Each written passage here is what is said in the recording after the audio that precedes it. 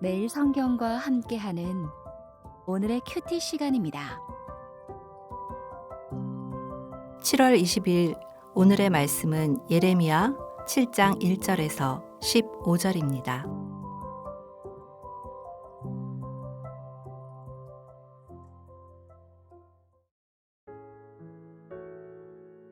여호와께로부터 예레미야에게 말씀이 임하니라.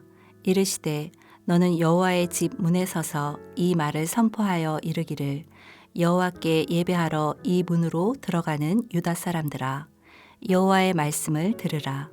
만군의 여호와 이스라엘의 하나님께서 이와 같이 말씀하시되 너희 길과 행위를 바르게 하라.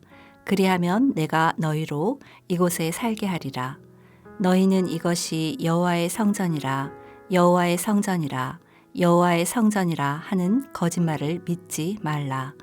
너희가 만일 길과 행위를 참으로 바르게 하여 이웃들 사이에 정의를 행하며 이방인과 고아와 과부를 압제하지 아니하며 무죄한 자의 피를 이곳에서 흘리지 아니하며 다른 신들 뒤를 따라 화를 자초하지 아니하면 내가 너희를 이곳에 살게 하리니 곧 너희 조상에게 영원 무궁토록 준 땅이니라. 보라, 너희가 무익한 거짓말을 의존하는도다. 너희가 도둑질하며 살인하며 간음하며 거짓 맹세하며 바알에게 분향하며 너희가 알지 못하는 다른 신들을 따르면서 내 이름으로 일컬음을 받는 이 집에 들어와서 내 앞에 서서 말하기를 우리가 구원을 얻었나이다 하느냐. 이는 이 모든 가증한 일을 행하려 함이로다. 내 이름으로 일컬음을 받는 이 집이 너희 눈에는 도둑의 소굴로 보이느냐. 보라, 나 곧 내가 그것을 보았노라. 여호와의 말씀이니라.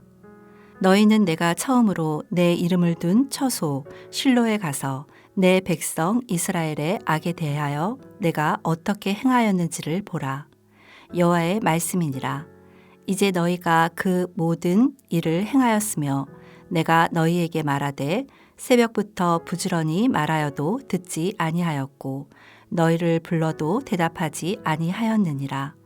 그러므로 내가 실로에 행함같이 너희가 신뢰하는 바 내 이름으로 일컬음을 받는 이 집 곧 너희와 너희 조상들에게 준 이곳에 행하겠고 내가 너희 모든 형제 곧 에브라임 온 자손을 쫓아낸 것 같이 내 앞에서 너희를 쫓아내리라 하셨다 할지니라. 잠언 9장 9절에서 지혜 있는 자에게 교훈을 더하라. 그가 더욱 지혜로워질 것이요라고 말씀하십니다. 말씀의 교훈을 통해 더욱 지혜로워지는 묵상 되시길 예수님의 이름으로 축복합니다. 오늘 본문은 1절부터 7절은 길과 행위를 바르게 하라. 8절부터 11절은 무익한 거짓말을 의존하지 말라. 12절부터 15절은 실로의 파멸을 보고 배워라. 이렇게 세 개의 문단으로 나눌 수 있습니다. 본문의 내용은 이렇습니다. 주님께서 예레미야에게 말씀을 전할 장소를 특정하십니다. 바로 성전문입니다. 성전문에서 예배하려고 오는 유다 사람들에게 큰 소리로 주님의 말씀을 전하라고 하십니다. 전하라고 하는 주님의 말씀은 다음과 같습니다. 첫째, 길과 행위를 바르게 하라는 것입니다. 길과 행위를 바르게 하는 것은 이 땅에서 계속 살아갈 수 있느냐 없느냐를 결정하는 중요한 것입니다. 그래서 길과 행위를 바르게 하는 것이 무엇인지 자세히 말씀하십니다. 길과 행위를 바르게 하는 것은 이웃들 사이에 정의를 행하는 것이며 이방인과 고아와 과부를 압제하지 않는 것이며 죄 없는 사람을 살해하지 않는 것이며 다른 신들을 섬겨서 재앙을 자초하지 않는 것입니다. 이는 유다 백성들이 전혀 몰랐던 새로운 내용이 아닙니다. 옛적부터 들었고 잘 알고 있는 내용입니다.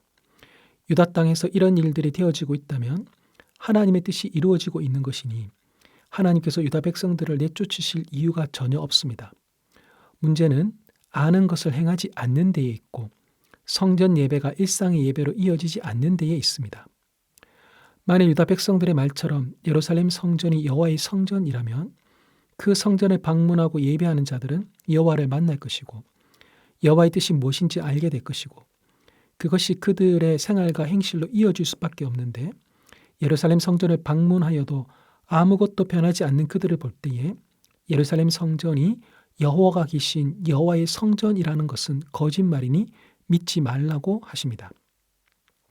둘째, 무익한 거짓말을 의존하지 말라고 하십니다. 예루살렘 성전이 여호와의 성전이라는 거짓말을 믿지 말라고 하였지만 유다 백성은 예루살렘 성전이 여호와의 성전이라는 말을 믿고 있습니다. 이 잘못된 믿음은 그들에게 큰 영향을 끼치고 있습니다. 도둑질하고 살인하고 간음하고 거짓 맹세하고 바알에게 분향하고 알지 못하는 다른 신들을 따르는 등 십계명에서 금한 일들을 거침없이 행함에도 불구하고 유다 백성은 예루살렘 성전에 와 있다는 이유만으로 그들의 죄에 대한 하나님의 진노로부터 구원받았고 안전하다고 착각하고 있습니다. 언제든 예루살렘 성전에 오면 용서를 받는다 하고 여기기 때문에 아무런 변화도 없이 가증한 죄들을 계속 반복합니다. 그러다 보니 예루살렘 성전이 여호와가 계신 성전이 아니라 도둑들이 숨어들어 면죄부를 받는 곳이 되어 버렸습니다.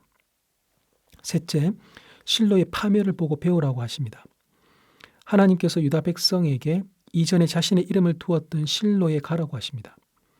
이스라엘의 죄악 때문에 하나님께서 실로에 사신 일이 무엇인지, 그들에게 일어난 일이 무엇인지 보라고 하십니다. 실로는 이스라엘이 가나안 땅에 들어온 후 처음으로 회막을 세웠던 곳이고 사무엘상 1장 9절에 의하면 여호와의 전이라 불렸던 도시이고 하나님의 법궤가 있었던 장소입니다. 하지만 예레미야 때의 실로는 파괴되어 있었습니다. 온갖 죄에 대해 하나님께서 새벽부터 부지런히 경고하셨지만 듣지 않고 대답하지 않은 유다 백성들은 실로에서 일어난 것과 똑같은 일이 예루살렘에서도 일어나는 것을 보게 될 것입니다. 유다 백성은 하나님과 함께 사는 것이 아니라 멀리 쫓겨날 것입니다. 이렇게 하나님의 경고의 말씀을 듣지 않고 과거의 역사를 외면하고 이곳은 여호와의 성전이니 우리는 안전하다라는 잘못된 성전 불패의 신학을 믿은 결과는 참혹할 것입니다. 하나님은 어떤 분이십니까? 하나님은 유다 백성들에게 시선을 돌리라고 말씀하십니다. 성전만 바라보며 성전 마당만 밟는 것에 의미를 두지 말고 그들의 생활과 행실이 하나님의 백성다운지를 보라고 하십니다. 신앙생활은 성전을 방문했으니 할 일을 끝냈다로 끝나지 않고 일상과 긴밀히 연결되어 거룩의 열매를 맺는 데까지 이어져야 합니다. 성전에서 진정으로 하나님을 만난 사람은 일상의 삶에서도 하나님과 동행하기를 바랄 것입니다. 교회에서도 일상에서도 하나님과 함께 하십니까? 하나님과 함께하는 것이 생활과 행실에서 드러나고 있으십니까? 거듭된 종교 생활에도 불구하고 약하고 연약한 이웃에 대한 관심과 사랑이 커져가지 않는다면 잘못 가고 있는 것입니다. 유다 백성이 실로의 교훈을 받지 못한 것처럼 우리 역시 예루살렘의 교훈을 받지 못하고 있는 것은 아닌지 주의하여 살펴야 할 것입니다. 본문이 우리에게 주시는 교훈은 무엇입니까? 부름받은 유다 백성들이 세상을 변화시키는 것이 아니라 세상을 더 혼탁하게 만들고 심지어 하나님의 성전마저 도둑들이 숨는 곳이라는 오명을 얻게끔 만듭니다. 이들이 손을 대는 곳마다 생명의 역사가 일어나는 것이 아니라 죄의 역사와 열매만이 가득합니다. 하나님의 백성들로 인해 세상에 소망이 가득한 것이 아니라 오히려 절망만이 가득합니다. 빛을 비추라고 부름받은 존재가 빛을 꺼버리고 어둠만 더 짙게 만듭니다. 거룩을 보여야 할 공동체가 상상도 못할 죄를 범하는 온갖 죄의 전시장이 되어버립니다. 문제는 이런 일이 당연시 되는 것입니다. 원래 그랬고 그런 존재밖에 되지 않는다고 기대를 저버리는 것이 문제입니다. 만만치 않은 시대에 하나님의 백성으로 부름을 받았습니다.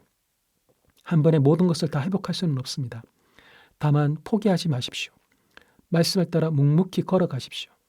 그 믿음의 한 걸음으로 인해 세상은 다시 하나님을 보며 소망을 갖게 될 것입니다. 기도하겠습니다. 하나님, 저의 생활과 행실을 바르게 하겠습니다. 무익한 거짓말을 의존하지 않겠습니다.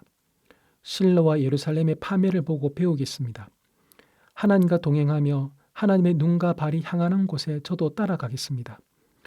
약하고 연약한 이웃을 배려하고 돕겠습니다. 교회를 향한 기대가 없는 이 시대에 말씀을 따라 묵묵히 걸어가며 다시금 하나님의 이름이 영광받는 데에 저의 삶을 드리겠습니다. 예수님의 이름으로 기도합니다. 아멘.